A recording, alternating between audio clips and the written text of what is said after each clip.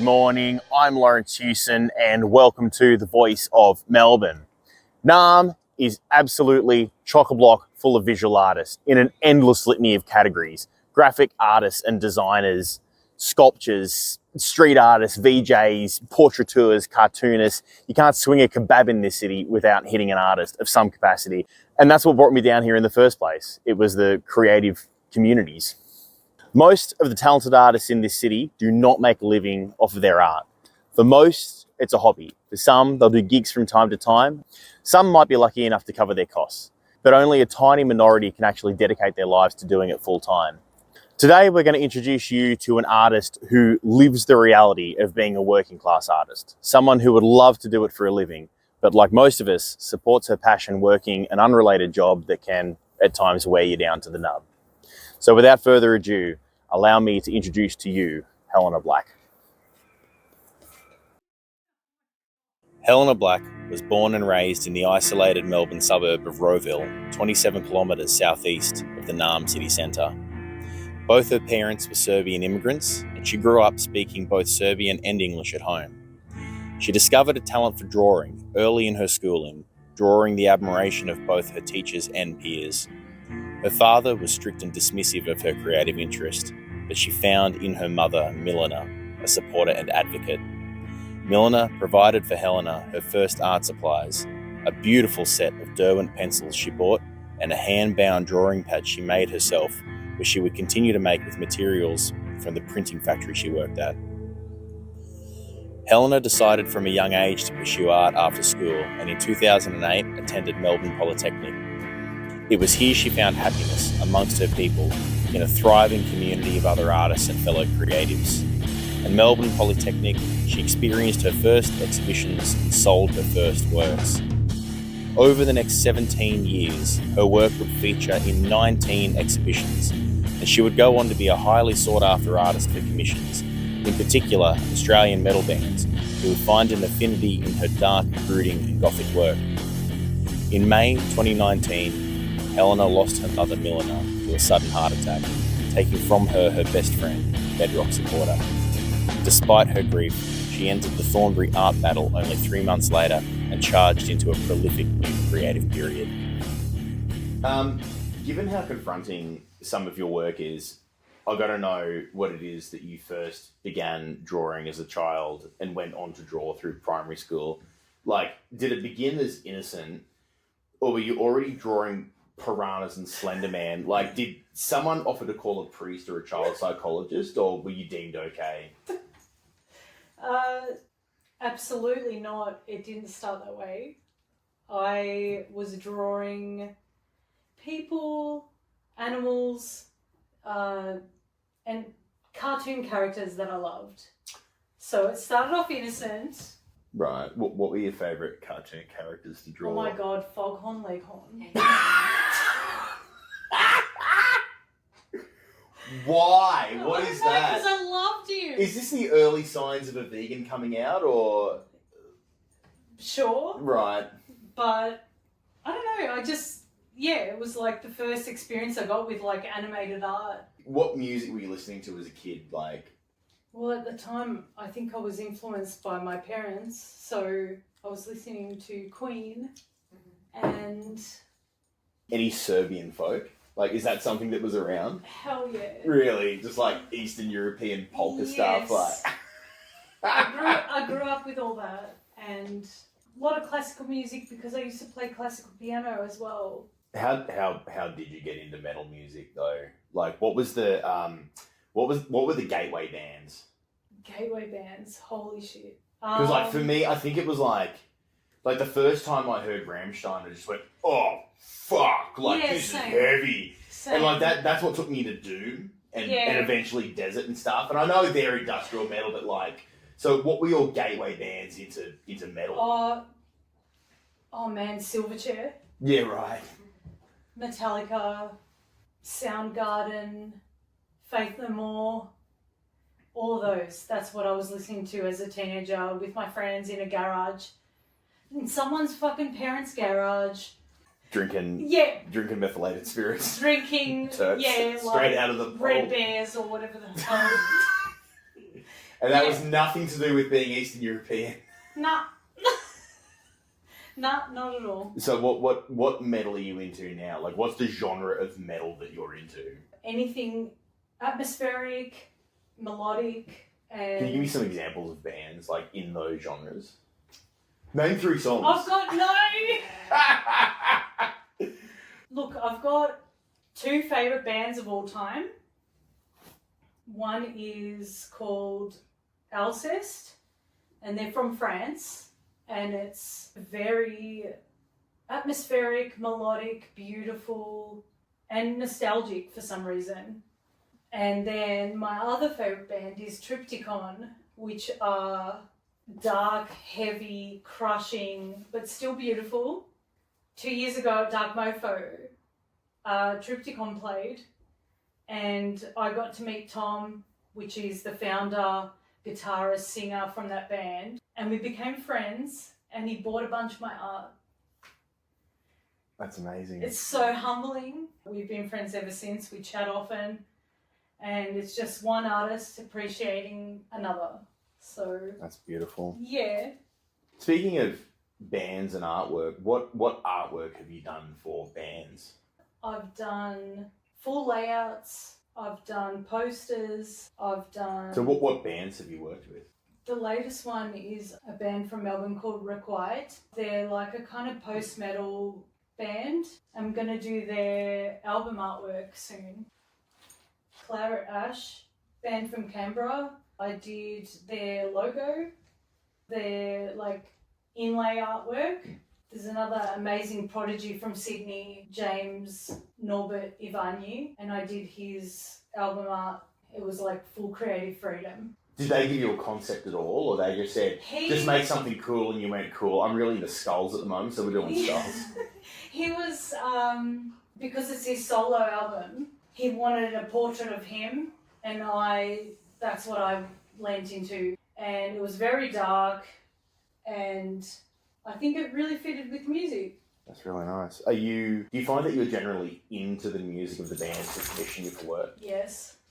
Do you know them all personally, or do some of these bands just reach out from anywhere and just go, hey, we've come across your work, can you do something for us? Yeah, a lot of them are friends I've known or through word of mouth, Sure. I think. Others have been like out of the blue. How do they find you? Social media. So obviously there's art that you create for yourself, and then there's art, these commissions. Of your favourite kind of commissions, because I imagine you get commissions from different places and doing different things. But what is your favourite form of commission? Is it doing album art for bands? Is it doing artwork for music? 100%. That's my favourite. For me, that's like my 2 passions in life combined. So what other kind of commission work do you do? I do a lot of pet portraits. I've done portraits of people. That's the thing that keeps me going in terms of money and stops me eating meagering every night. And I'm happy to do them because for me it's like it can also spark creativity for my own art. Is there art that you just did for the money that you didn't get any kind of fulfillment out of at all? I'd say no. Because no matter what it is, it's still creative and it's still getting my art out there. So no, I don't, there's never been anything that I'm like, fuck, I hate this. Nah. You've been diagnosed with ADHD. Is that the extent of your neurodivergency? I don't know. I feel like there might be some slight autism in there. But You got the tiz. Yeah, maybe. Yeah, I got diagnosed at 38, which apparently is the age that a lot of women get diagnosed. And honestly, I wish I knew it sooner. This would have helped me a lot in my younger years when I was very angry. How do you think it would have changed your life if you'd had an earlier diagnosis? I think I would have been gentler on myself. Stop giving myself such a hard time about why can't you just get this task done? So how else does your neurodivergency interact with your creative process? So is that what it does? It gives you a blockage for long periods of time, or? I feel like I go through periods where I'm burnt out and then all of a sudden something will spark the creativity and then I'll be on a roll for months. You know, as a fellow neurodivergent. How dare you? How presumptuous. I know. And it's like, we can't force ourselves to do things when we don't want to. So for me, I just roll with it. I've got this clever thing called an unrelenting standards schema that is a result of always being told that you're not hitting the same goals as other people and you're not good enough. Yeah. So I get massively uncomfortable if I'm not productive.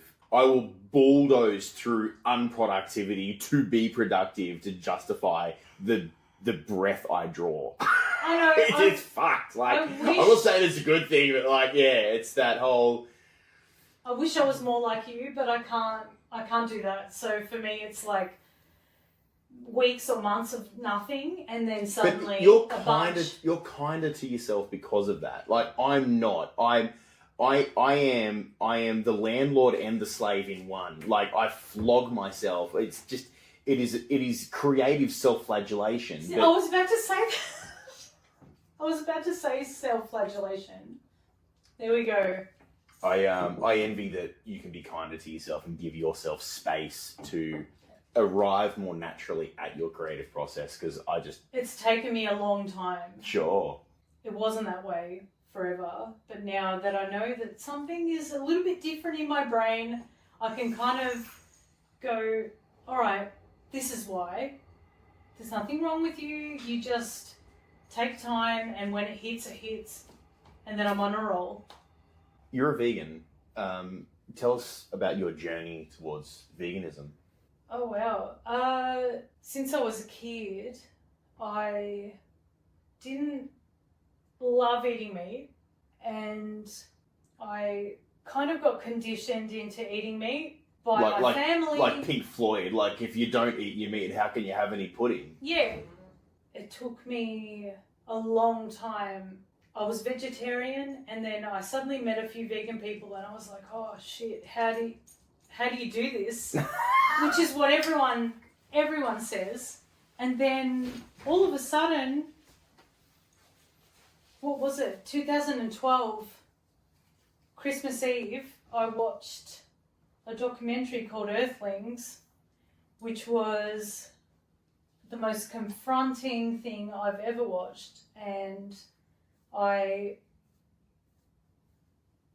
already knew all the horror that was happening, but I think you kind of just go along in life and you kind of ignore it. And then I was like, I can't do this any longer. I need to be true to myself and who I am. And yeah, in 2012, I stopped eating meat and dairy and anything that comes from an animal.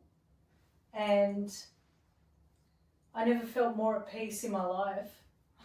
It had that much of a visceral effect on your mental health? Yeah. Really? It was like, finally, I'm doing what I want to do and what I've always wanted to do. And animals are so innocent. And for me, it's like, I can't be any other way now.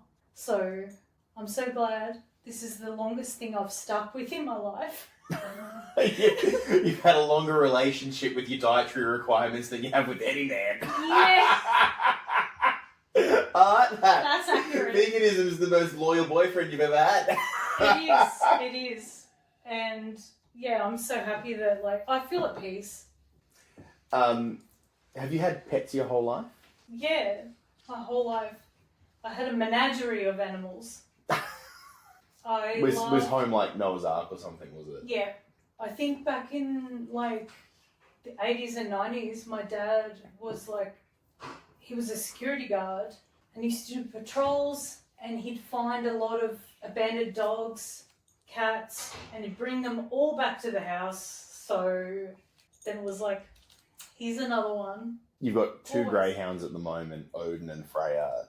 Did you deliberately decide to get greyhounds, or is this you just fell into it and now you're a greyhound person? No, I deliberately, because my friend Claire had a beautiful greyhound. Well, she had two, and I fell in love, especially because a lot of them are raced, and I felt like it was rescuing an animal from a really shit background. It's a hot take, but I don't care. Racing industry is fucked and I wish it wouldn't exist. And yeah, they're really beautiful and calm, and they're just calm. They're and they're very just docile. Yeah. It's funny. I think it's funny to me that, like, this is the dog that races. This is what the epitome of a fast dog is in the racing industry. And I mean, like, obviously physically bred to be that way, but the personality is almost nothing like that. I know. Like, almost nothing like that. They're so docile and quiet and very playful as well. And Yeah. it's actually kind of heartbreaking, isn't it? That these Yeah. are the dogs that get, like, you know, driven into the dirt racing and stuff. And it's like their personalities just aren't. No. When I adopted Odin, I adopted him first, and at the time, the Greyhound group I adopted him through, called Great Greys, they said he was one of the most heavily raced dogs they've ever come across. And at 5 years old, I think he did like in the hundreds. Jesus. Yeah. I swear he didn't know what toys were, because when I gave him his first toy, he did like 10 zoomies. And when I first kissed him on the cheek, he ran up and did a race around the front yard. And I was like, have you never been kissed? He's so cute. Hi. Hi. You won't come in here because you're too scared. Come here. Oh, I wish you'd come in. Anyway, Freya is she's a more anxious dog, but she's more, like, she was a failed race dog. Like, they tried to race her and it didn't happen. So comparatively, she hasn't been through what Odin went through, because he was a winner, wasn't he? Yeah, he was. Whereas Freya, she's more anxious as a dog, but she's like, I'll get on anything. You've got a tattoo on your left arm of a dog. Oh, You tell us about my JB. JB Wooferton. This is JB. She was a Staffy Cross Kelpie that I adopted at 21. Yeah, she was the first dog that I got when I moved out of home. She died in 2020, just shy of 19, 3 months short of 19. Wow. Yeah, she was an amazing dog. I feel like Greyhounds, everyone thinks they're go, go, go. They're not. They have a zoomie and then they're like, I'll sleep for 20 hours, yeah. Yeah. If you could set everything up artistically, where money, time, and rational logistics and restrictions were absolutely no object, I would definitely still do album art for people because I love that. But my dream would be to create an artist space where people can like come and create art, paint, do whatever they want, and then also exhibit their art in that space, and for it to not cost them any money. what would you call it? Like Helena's House of Horrors, or like? Not House of And Horrors. it has to only be gothic artists. And if you No. don't paint something dead or living dead, you're not welcome. Zombie deer and fawns only. No way. No way. Any artist at any level, because I think like if you were to put on a solo exhibition in one room of a gallery, I think it's anywhere from $800 to $2,000 for a week. For a week. So you mentioned that like the dream would be to set up a studio space where anyone could just come and be themselves. But let's say that wasn't the option.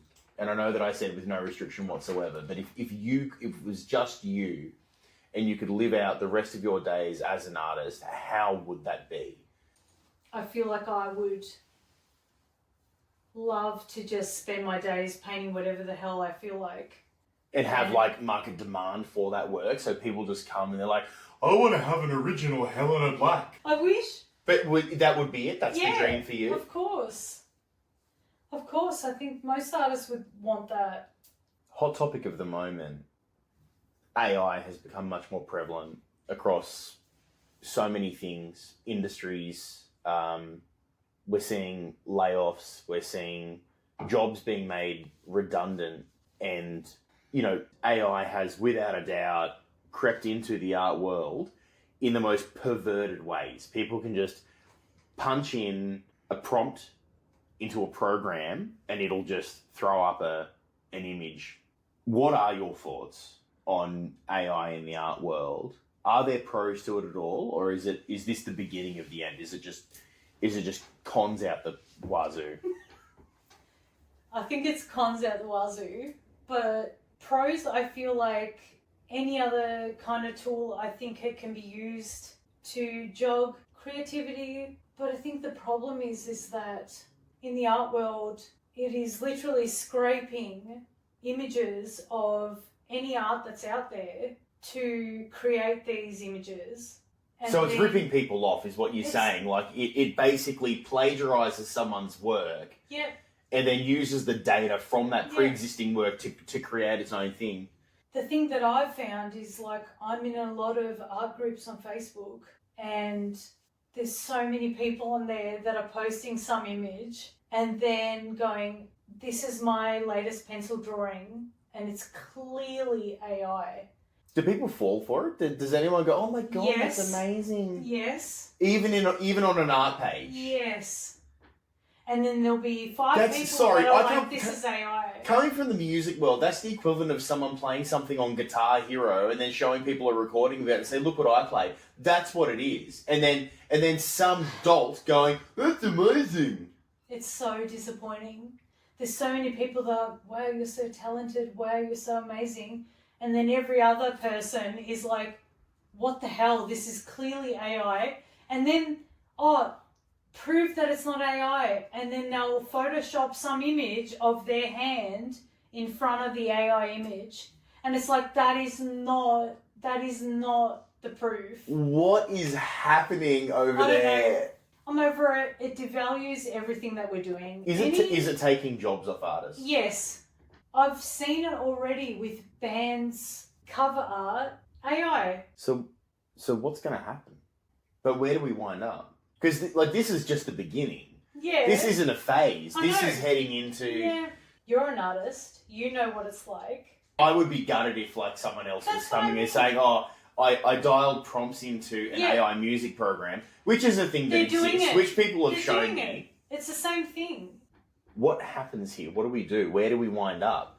Do we just do it as a hobby and resign ourselves to that? We can never give up, man. There's always going to be people that are going to be supporting creative arts, and I'm not disheartened by it. Our whole existence is supposed to be about human expression, isn't it? Yeah, exactly. Are you working on anything at the moment? I just finished that piece with The Wolf and the Raven. I have got a hint lately that I might be doing an album cover for a band. And what I've heard is that they will let me listen to the music and let me form my own idea of what the art will be, which is my ultimate dream. Will you be taking Christmas commissions this year? I remember a few years ago I saw you put a post up and you were just like, hey, now taking orders for Christmas. Yeah. And I submitted an order for a Christmas present. I remember doing it. I've got it. Yeah. But, obviously you take... commissions all year round, but you got to put that post up that's just like, all right, listen. I might. Listen, maggots. You've got between now and December 20 to get in what you want. I'll work like mad, and then... I'm really bad at remembering these things, but I'll remember now. If there was one band in the world you could produce a piece of work for, regardless of what it is, a poster, a logo, an album layout, who would you produce artwork for? Hands down, Triptychon. I would love that. Is there an Australian band? If you knowing the Australian metal scene the way I know it, and it's vast. They all share 90% of the same members with each other. I love so many Aussie bands, but I can't kind of think of one that would be my ultimate. Sure. Not Sordid Ordeal. That's why you. Have you? No. That's why you've got a grin on your face. No. I got a grin on my face for the next question. Have you done any posters lately? Oh my god. Yes, I've done a poster lately. Who was it for? For Sordid Ordeal. Laurence, were you happy with it? Yeah, I fucking loved it. Like, I was so glad that I asked you to do it because I gave you almost no prompt whatsoever. You gave me zero direction. I know. I've just been so busy lately. It was just hard to get around to, and that's why I just flung it at you. I'm like, you deal with it. I've got this to do. That's my job. Yeah, it is your job. Hopefully, I nailed it. You did nail it. Yeah. All right. How do people find you? On social media, on my Instagram, Facebook page, Linktree. So the Linktree is on your Facebook page, is it? And on your Instagram? Yeah. What's your Instagram handle? Helena Black art. Thank you so much for Thank chatting you. to us today. Thank you so much for opening your world up and walking us through what it's like to be an artist in Australia, the work that you do. It's been an amazing Laurence. experience. Thank you.